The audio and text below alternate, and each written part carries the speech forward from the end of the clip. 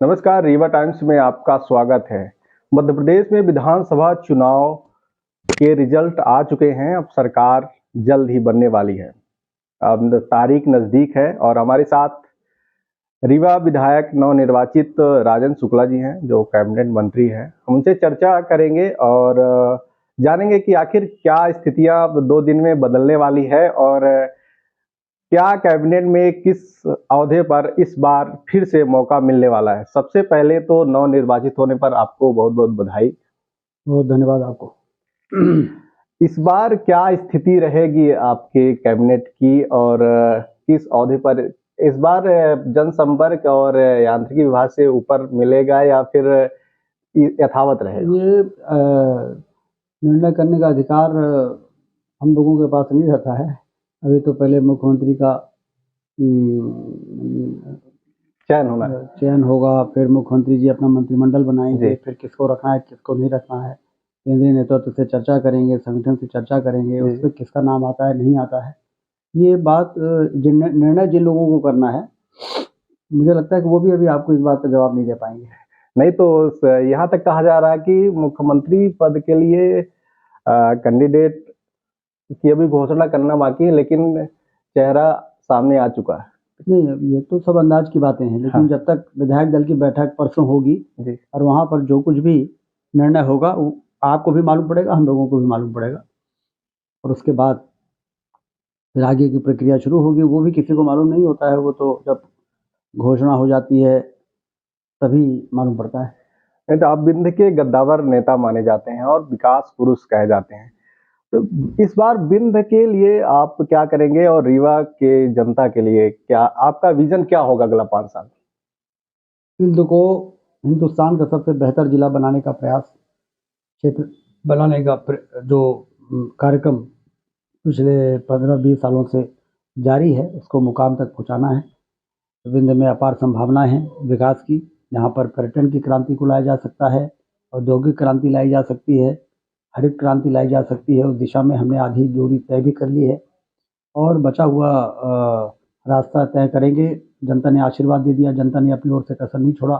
पिछली बार 30 में से 24 सीटें दी थी, इस बार 30 में 25 सीटें दे दी हैं। तो इसलिए अब राज्य सरकार और केंद्र सरकार के सहयोग से जितना कुछ किया जा सकता है सब किया जाएगा, जिससे 2028 से पहले हम लोग रीवा को लोग उदाहरण दें कि रीवा कम समय में ज़्यादा विकास देखना है तो मध्य प्रदेश की रीवा में जाके देखो। अच्छा, लगभग 2 दशक से आप वहाँ से विधायक हैं और मंत्री भी लगातार हैं।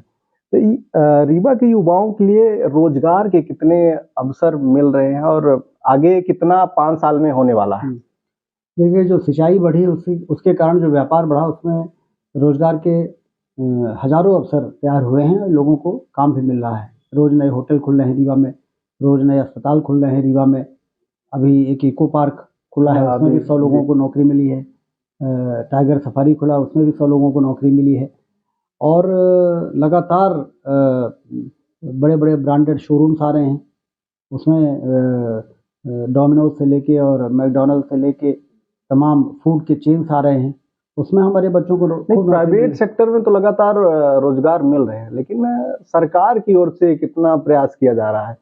क्योंकि जितने भी ब्रांड्स हैं और हॉस्पिटल है, सब प्राइवेट है और वहाँ पे हॉस्पिटल जो सरकारी हैं वो बिल्डिंग तो बन गई हैं, लेकिन उसको संचालित करने के लिए कोई अच्छा डॉक्टर या फिर डीन कहे तो नहीं मिल पा रहे हैं, जिसके कारण व्यवस्थाएं चरमराई हुई हैं। स्वास्थ्य के क्षेत्र में रीवा में काफी सुधार हुआ है। सुपर स्पेशलिटी में 300 लोगों को नौकरी मिली है। सुपर स्पेशलिटी शुरू हुआ है तो 300 से 400 लोगों को वहाँ पर नौकरी मिली है। डॉक्टर वहाँ से इस्तीफा भी दिए हैं, लेकिन इस्तीफा कुछ दिए हैं, लेकिन अभी एंजियोप्लास्टी और एंजियोग्राफी 2000 हो गई है, तो इस्तीफा सब दे दिए होते तो कहाँ से होती। अब 5-6 लोग हैं, एक ने इस्तीफा दे भी दिया तो उससे ये थोड़ी हो गया कि नहीं भी आते रहते हैं। तो न्यूरो सर्जन वहाँ पे कई आए, लेकिन लगातार इस्तीफा दे रहे हैं। लगातार नहीं दे रहे हैं, कभी कभी दे रहे हैं।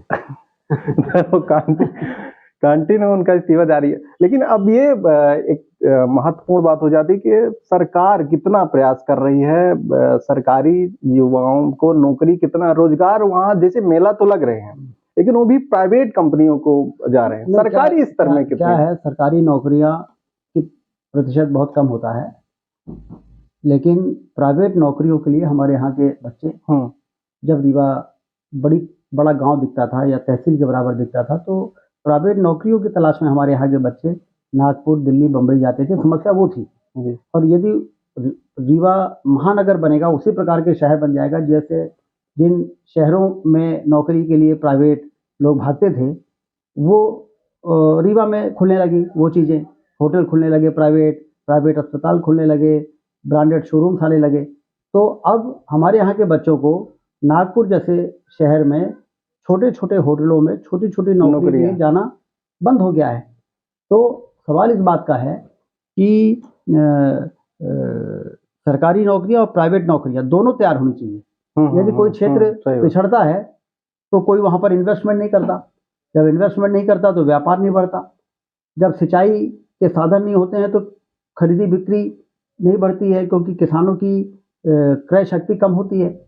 बाढ़ सागर की नहरों का जाल बिछाने से क्रय शक्ति बढ़ी तो खरीदी बिक्री बढ़ी, तो व्यापार बढ़ा। तो जब व्यापार बढ़ा तो रोजगार के अवसर पैदा हो गए प्राइवेट सेक्टर में। और फिर जिन प्राइवेट सेक्टरों में नौकरी करने के लिए दिल्ली, बम्बई, हैदराबाद और नागपुर लोग जाते थे, वो यहीं पर नौकरी प्राप्त करने लगे।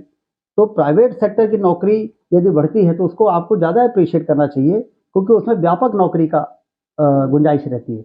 और सरकारी नौकरी में व्यापक नौकरी की गुंजाइश नहीं होती है, क्योंकि लोग जितना रिटायर होते हैं उतने पद खाली होते हैं, फिर कुछ नए प्रोजेक्ट आते हैं तो उसमें लोग आते हैं। तो इसलिए सरकारी नौकरियों पे भी कायदे से देखा जाए तो हमारी सरकार ने 1 लाख शिक्षकों को भर्ती करने के लिए स्वीकृतियाँ जारी की है। उसमें 50,000 लोग भर्ती भी हो गए हैं। तो प्राइवेट सेक्टर सरकारी भी होती है, लेकिन इतने बड़े प्रदेश में 50,000 या 1 लाख ही होगा जब सरकारी नौकरियों की बात आएगी। लेकिन जब प्राइवेट सेक्टर जोर मारता है तो 10 लाख, 20 लाख, 50 लाख तक की नौकरियों के अवसर तैयार हो जाते हैं। अच्छे पैकेज में नौकरी मिलती है। तो ये नहीं कहना चाहिए कि प्राइवेट सेक्टर की नौकरी यदि आपने पैदा कर दी तो कौन सा बड़ा काम कर दिया। उसको आपको अप्रिशिएट करना पड़ेगा कि रीवा में प्राइवेट सेक्टर में इतने रोजगार के अवसर तैयार हो रहे हैं, इसलिए रीवा महानगर बन रहा है। और महानगर बन रहा है इसलिए रोजगार के अवसर तैयार हो रहे हैं। इस बात को जब तक हम अप्रिशिएट नहीं करेंगे तो फिर आखिर हम रीवा को महानगर क्यों बनाना चाहते हैं? रीवा को महानगर हम इसलिए बनाना चाहते हैं कि दिल्ली और बम्बई में रोजगार के जिस प्रकार के अवसर होते हैं, आप याद करिए आज से 10 साल पहले, 20 साल पहले जिसको देखो बम्बई चले जा रहा है। क्यों? यहाँ कुछ है नहीं। रीवा से गुजरात जा रहे थे, खेती में दम नहीं है, ऐसे मजदूरी में जा रहे हैं।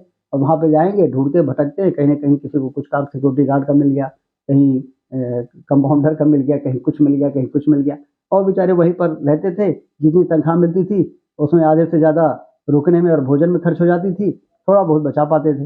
लेकिन यहाँ तो अब उतनी ही नौकरियाँ यहाँ पे तैयार होने लगी है। मैं किसी प्राइवेट सेक्टर के होटल में जाता हूँ, अस्पताल में जाता हूँ, तो वहाँ पर कंपाउंडर है, लैब असिस्टेंट है, वार्ड बॉय है, नर्स है, वो सब मिलते हैं और देख के मुझे मुस्कुराते हैं कि हम कहना अच्छा यहाँ पे कहीं यहाँ सब यहाँ काम मिल रहा है। शिक्षा का स्तर तो रीवा में देखिए बढ़ा है, लेकिन क्या अब राजेंद्र शुक्ला रीवा में IIT, IIM जैसी संस्था को ला पाएंगे? क्यों नहीं ला पाएंगे? हमने माखनलाल चतुर्वेदी विश्वविद्यालय का परिसर वहाँ पे ला दिया, संस्कृत विश्वविद्यालय ला दिया। तो कौन सा ऐसा काम है जो नहीं हो सकता है? सब हो सकता है।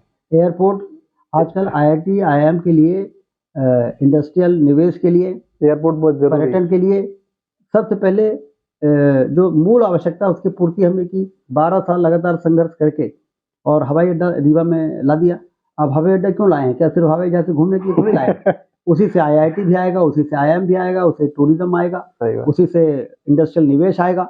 और ये सब आने के लिए जो बेसिक चीजें हैं, क्योंकि लोग पूछते हैं ना, आज आप जाओगे कहीं कहोगे कि IIT लाना है, IIM लाना है, पहले सवाल आता है एयरपोर्ट है क्या वहाँ? जब हम कहते हैं कि आइए रीवा में इंडस्ट्री लगाइए, फूड पार्क लगाइए, IT पार्क बनाइए, कहते हैं एयरपोर्ट है क्या? तो हमने कहा चलो पहले एयरपोर्ट ही बना देते हैं। एयरपोर्ट बन रहा है। तो ये लगभग कब तक रीवा के युवाओं को IIT, IIM जैसी संस्था मिल पाएगी?